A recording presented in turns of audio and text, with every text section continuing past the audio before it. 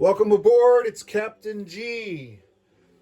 First, just a note real quick, we realized, Eggman and I, when we were preparing for this, that this is our 100th video on our channel. And we're very excited that this particular turn is that commemoration 100th video. So enjoy what is sure to be a special Japanese turn. Newblood, 9.4, July 1940, Japan. The Emperor was saddened by the news of the KMT mid-autumn festive offensive. Instead of enjoying their mooncakes, innocent civilians were running for their lives as KMT bandits launched attacks across China. The heroic defense of these civilians by the Imperial Japanese soldiers in China will long be remembered. Troublingly, Japanese intelligence reports indicate that the betrayal by the KMT was the result of bribes paid to them by the United States, as evidenced by the appearance of American-made fighters in Hunan. Further reports from Germany of American naval destroyers hunting German submarines in international waters of the Atlantic, and also sending air and naval weapons and equipment to Great Britain. Italian reports of American-made medium armor and fighters appearing in the jungles of French Cameroon. These clear acts of aggression by the American president, who continues to protest his nation's neutrality, demand a response. The Emperor has dispatched his envoys to the U.S. to convey in no uncertain terms Japan's displeasure with America's military interventionism around the world. Japan declares war. First, though, let's start with technology. Japan has 3 major factories. We are rolling amphibious doctrine with the red dice at a 7, long-range air with the white dice at an 8. Watch, that one's close. And large ship construction with the black die at an 8 or more. Eggman-san, good luck. Oh, we got the one we wanted. The only one that mattered. Well, they all matter. Outstanding. Long range air. That's very helpful this turn for us. All right. So let's move this off for now. We'll be doing lots of rolls later. Let's go over our build. So last turn, Japan had 35 IPP plus the 6 China bonus and the 2 US oil, which I'm sure the US is not going to continue anymore now that we're at war, for 43. Now that we've declared war, a couple things happen, and I'll deal with the US IPP at the very end. But the oil trade will obviously stop. We also get on the placement the light carrier. So that'll be placed at the end of this turn. Right now, Japan has 3 capital ships in the Pacific, and the Allies have just the 2 U.S. battleships above water right now in Pearl Harbor. So that gives us a 3-2 advantage, and the Kido Butai is in effect. So for this turn, we are building a fleet carrier, moving it from phase 3 to phase 2 on the build chart. And we're starting a brand new battleship going on to phase 3. So the fleet carrier ordinarily is a 5. Because we have improved construction and because we have Kido Butai is now a 3. The battleship is also -2 for the same reasons. So instead of a 6, it's a 4. So together those 2 ships are 0, 4, 4 and 3. So it's 7. 1 fighter for 10. 2 Marines for 8, an artillery and rehe for 4, and 4 infantry for 12, and then 1 militia for 2, for a grand total of 43. No remainder. Okay. Combat. So we'll set that aside for now. Bring back the combat box. To make clear the Emperor's displeasure with America's aggression around the world, we're sending from P-47. This fleet task force is breaking up into 3 separate groups. We're using the Japanese surprise attack to give us a +1 movement to all units participating in the screening force and the invasion force. So let me outline that for you.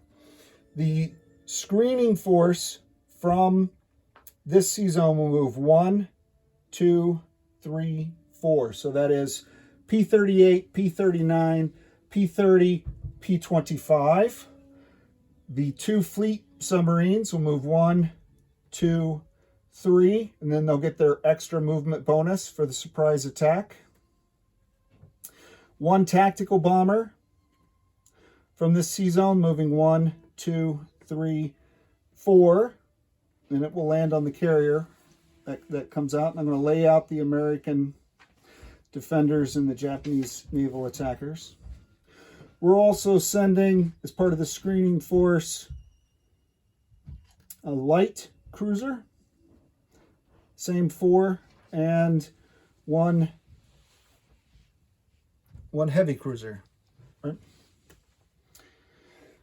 So that's a light cruiser, heavy cruiser, 2 fleet submarines, and 1 tactical bomber. We did communicate to Lancer Bolt in advance, and he is scrambling the 2 warships in Port 5 there in San Francisco. So that is a heavy cruiser and a destroyer. So that'll be the screening battle. Assuming that battle goes successfully, the invasion force under the surprise attack with the additional movement are the 2 fighters flying 1, 2, 3, 4, 5. That's the extent of their range under long-range air. Their 6th move, their extra move for the surprise attack, will be landing back on the carrier. So the San Francisco battle, which we'll just put up here for now, is that still in camera? Mm-hmm. Will be the 2 fighters. We will have our 2 battleships who have a normal movement of 2, moving 1, 2. They get a 3rd movement for the new upgraded major ship seaport, and then a 4th movement for the surprise attack. So the 2 battleships and 1 heavy cruiser will provide shore bombardment. The amphibious attack force will be 2 destroyers and 1 transport, landing 4 Marines onto San Francisco. It is a mountain territory, so all the Marines will be attacking at ones. The defenders will go up 1, so the militia will be a 3, and the infantry will be a 5. But the first turn, the surprise attack, all defenders are -1, and all attacks by air are first strike. So if the planes get a hit, those units don't defend, as well as the shore bombardment, as well as the tactical bomber on the screening. Other attacks going on. We had these extra units there, so the Emperor's dispatched them to San Diego, southwest United States. 2 destroyers. They don't get the extra movement because this is not part of the surprise attack. So 1, 2, 3 is their normal destroyer movement. A 4th movement from the seaport. 2 infantry against this American light tank. They will be supported by a battle cruiser and a heavy cruiser firing shore bombardment on San Diego. Other attacks. Turn the page. Okay. From Tokyo, this destroyer will pick up 1 Marine and go 1, 2, 3 for a walk-on and capture Midway for the Japanese Empire. This transport with escort torpedo boat destroyer using the major facilities will go 1, 2, 3 and capture Atu Kuska, bringing this Marine with them, capturing that territory for the Empire of Japan. From this major battle fleet, I have a transport and a torpedo boat destroyer escort. The transport will pick up one Marine from Taiwan and go from P-32. They're going to go 1 to P-43, 2 to P-45, 3 to P-45. And again, they're boosted by the major port. There's a major port in Nanking. So that gives them the 3 range to hit Wake Island for Japan. The second transport and its escort, torpedo boat destroyer, with the extra bonus movement from the Nanking port, will also move 1 to P-42, pick up this infantry from Hainan Island, 2 back into P-32, and 3 move into P-43 and capture Guam for the Empire of Japan. And that completes the other strategic objective of having the perimeter islands. So at the end of this turn, because we have all of these islands under Japanese control, we'll be able to place either a fortification or a coastal artillery at the island of our choice, and we're going to place a coastal artillery in Midway. So those are the those 4 combats. From Kyushu, the strategic bomber, with its Japanese Luftwaffe advisors helping them, are going to move 1, 2, 3 to Shantung to try the new carpet bombing that the Germans have been telling the Japanese about on the 5 infantry there. In Siuyuan, the 6th Area Army is leaving in place for garrison duty 2 mountain infantry and 1 infantry. And the balance of the army is moving up into Hopeh. Now, the way we look at the river in this territory, there's no mountains, and the rules say you go center icon to center icon, or whatever the symbol is, and that straight line does not cross the river like the communist Chinese would have to cross the river, but from Siuyuan, we do not have to. So no river penalty with the 6th Area Army to move into Hopeh. And the 6th Area Army consists of what's left of it, after our garrison, 5 infantry, 4 artillery, 1 motorized infantry, and 2 cavalry. In Hunan, we're going to send in 1 infantry from Quichao, as well as 1 fighter from Taiwan, moving 1, 2. The fighter will have 3 fuel left, but we're going to land in Nanking after the battle. So we'll have a fighter and an infantry moving into Hunan. The Quichao will have to cross a river, so the first round the infantry will be attacking at a 1. If we have to go to a second round, he'll be at a 2. Okay. The last transport in P-32 with this light cruiser, heavy cruiser task force will go 1 to P-41, 2 to P-42. They'll pick up the Marine in Formosa. They'll pick up a Marine in Quichao. And they will land on the Philippines. They'll be supported by 1 Japanese TAC bomber and 1 Japanese fighter, leaving 1 tactical bomber, which has not moved, on Formosa. As well as a shore bombardment. Yes, and we'll have a shore bombardment from the heavy cruiser in that battle group.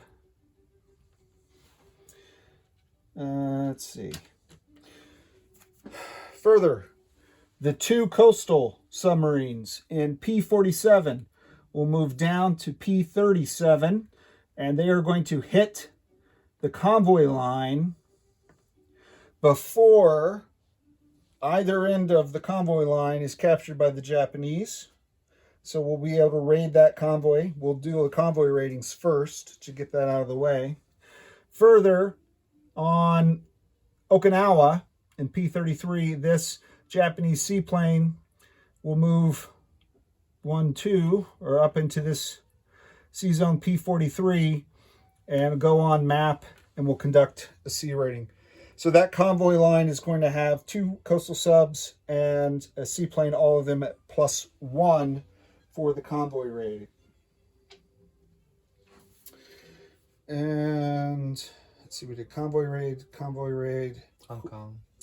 and the final, thank you, Eggman, to liberate the suffering citizens of Hong Kong. Japan is also declaring war on America's lackey, the British Commonwealth, and we're sending our mountain infantry from Kui Chau into Hong Kong, where reports are he's greeted as a liberating hero with parades of Japanese soldiers through the streets. Very exciting.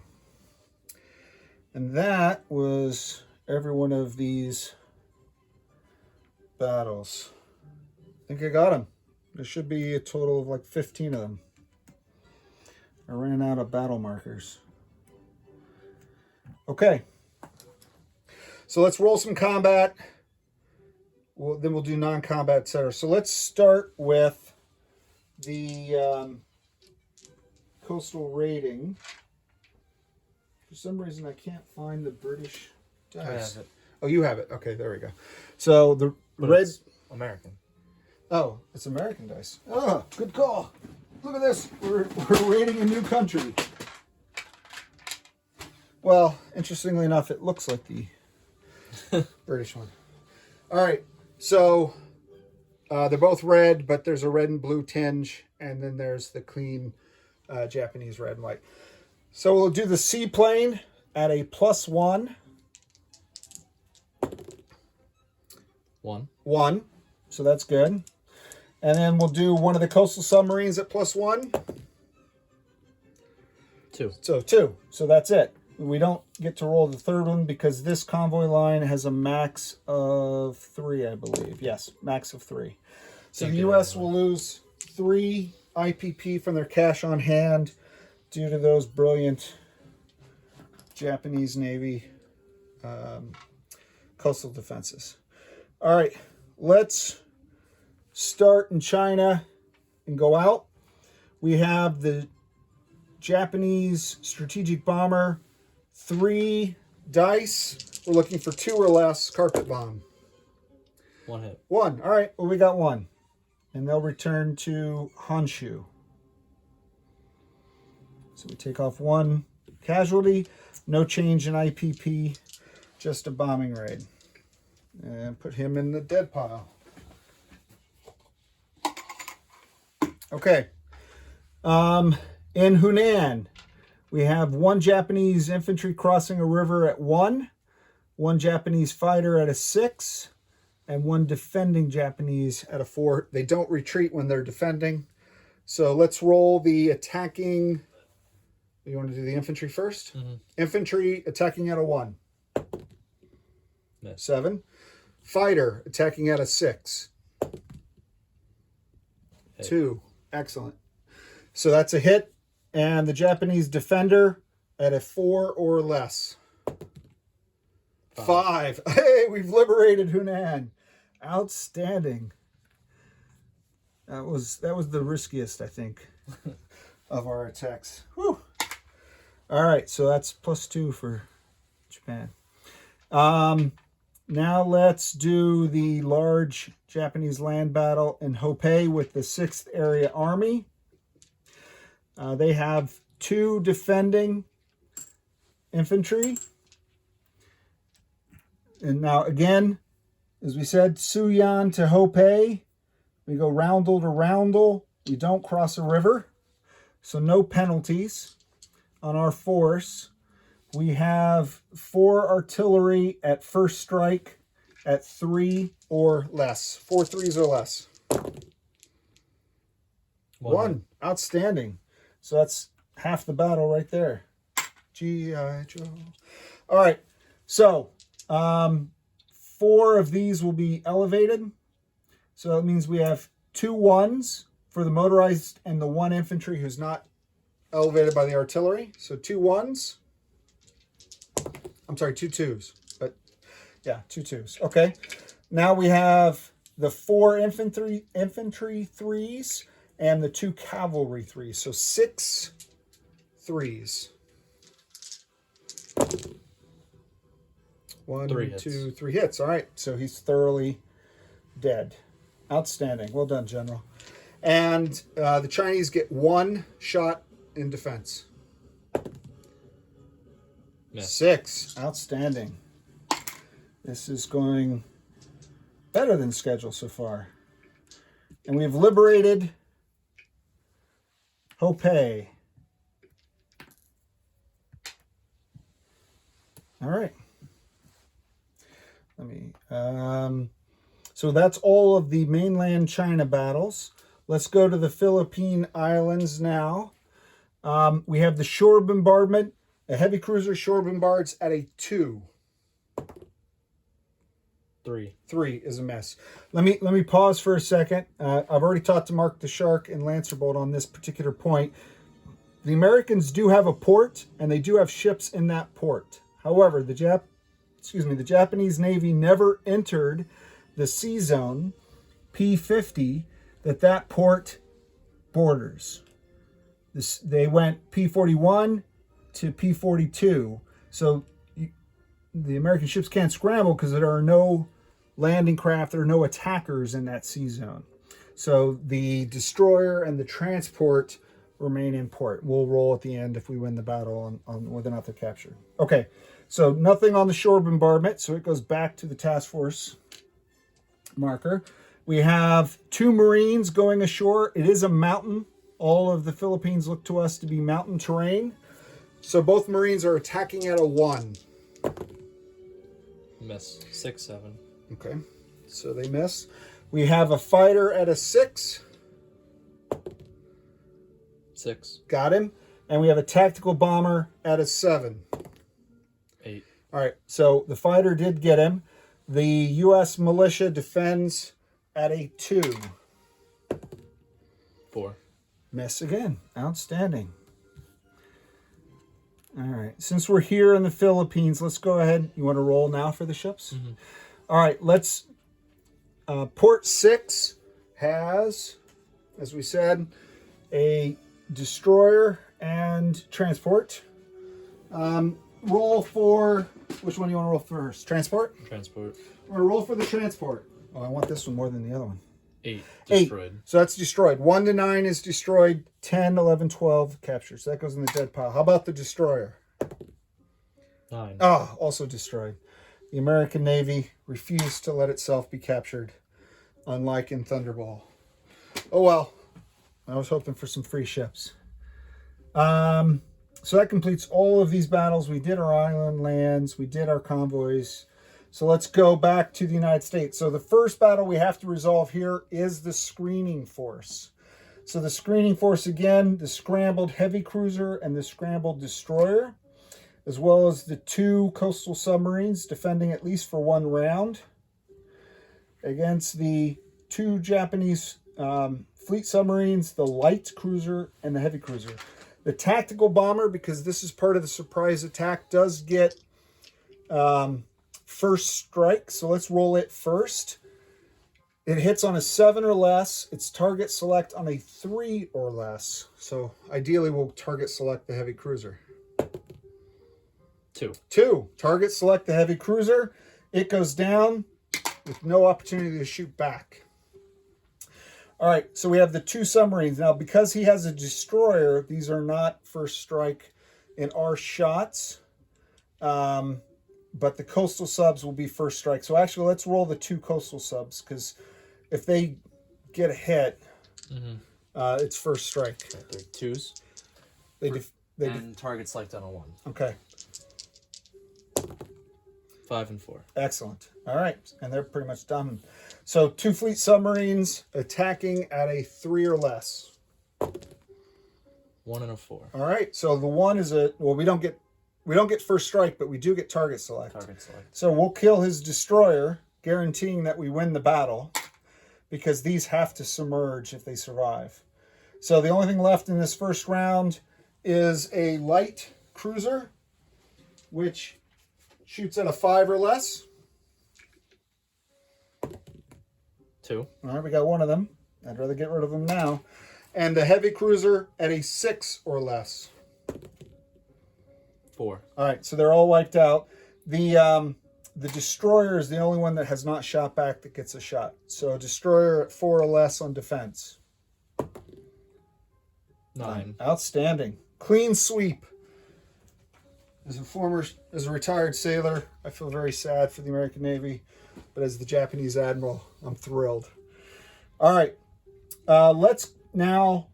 I want to save San Francisco. Let's go on to the Southwest U.S., where we have a battle cruiser doing shore bombardment at a 3 and a heavy cruiser at a 2. So let's do the heavy cruiser first. We need a 1 or a 2. 4. 4. All right. Heavy battle cruiser. 1, 2, or 3. 11. All right. So they're both done. They're going to go on to the task force card. All right. So the Marines are going ashore. 2 1s. Oh, 4. all right. 9. The Marine Corps tank defending at a 1. 1. No, no. Oh. All right. Next round. It's 1-on-1. Japanese Marine. 4. American tank. 2. Oof, close. Japanese Marine. Oh. 6. American tank. 5. All right. Do you want to roll 2 different color dice at the same time? Or... Sure. All right. So the American tank is green. The Japanese Marine is white. Oh! Oh! Sorry for the Marine Corps. That is a victory for the Southwest U.S. It's for Japan in the Southwest U.S. So the 1 Marine lands. Whew. All right. Our final combat of the day. The city and Republic of San Francisco. In that battle, we have 2 battleships, a heavy cruiser firing shore bombardment, 2 fighters on first strike, 4 Marines attacking at a 1. And in the city, the militia and the infantry, they're at -1 first round, and then they'll be +1 the rest of combat if it goes more than 1. So let's roll the 2. Well, we go up. So let's be consistent. Let's do a 3. No, 2. 2. A 2 on the heavy cruiser shore bombardment. 1. Whoa! So that's the militia. First strike. 2 battleships. 12. Oh, not good. All right. Their role in the battle is done. Let's roll the 2 fighters at a 6 or less. 9, 10. Oh, no. Oh, well. All right. 4 Marines going ashore to get the American infantry. 1s. All 1s. Nope. Nothing. All right. 4, 9, 8, 10. So this round and this round only, the U.S. infantry is defending at a 4. 12. All right. So from this point on, he's clearly not surprised anymore. So now he's back to his full strength and the city bonus. So he's a 5. All right. So next round, we have the 2 fighters at 6s. 7, 8. Oh, come on. 4 Marines at 1s.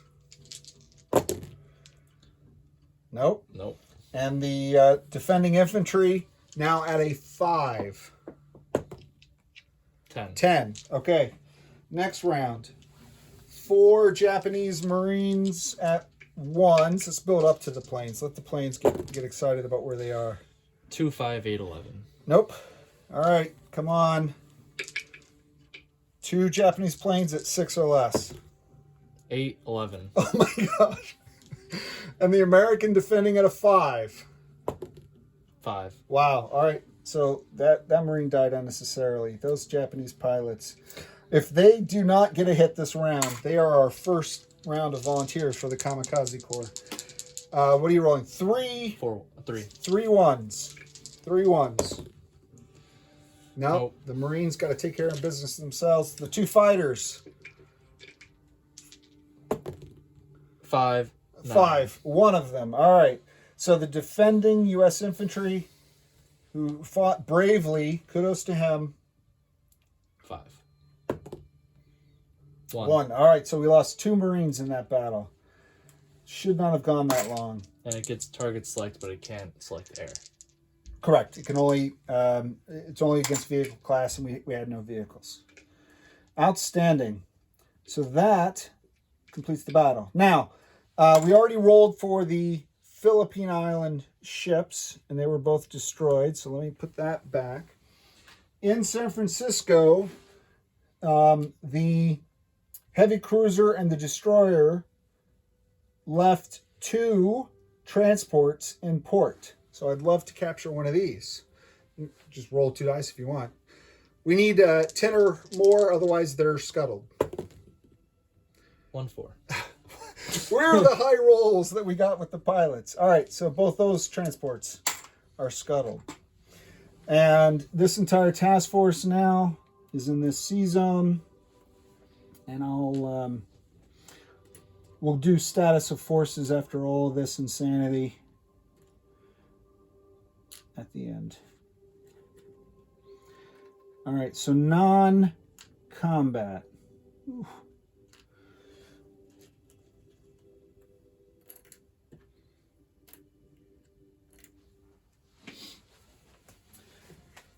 All right, non-combat. The remaining submarine that we did not move earlier in P62, this fleet sub is moving 1, 2, 3 to P69. 69. Nice. So if hypothetically the Australians were going to use strategic naval movement to come over to Africa, they cannot do that now. They could try, but the submarine is happy to sink them for free. So that's not going to happen. Other non-combat. The tactical bomber in Formosa that did not move, flying... Oh, there's no airbase in Formosa. I mean, all these movements were good, but 1, 2, 3... Oh, he can't make it. We have long-range air. Oh, 4. Yay, we have long-range air. 1, 2, 3, 4, and 5. Long-range air. Thank goodness for long-range air. That was a critical roll. These are landing back. Yeah, so 1, 2, 3, 4. Landing on Formosa. This fighter is landing at Nanking. We already landed the strategic bomber in Honshu. We have the 3 infantry in Tonkin who are moving up the Siam infantry to Kwichao to support their Japanese allies. And that is, checking one more time. That's the seaplane lands. The seaplane does land. Thank you. In Okinawa.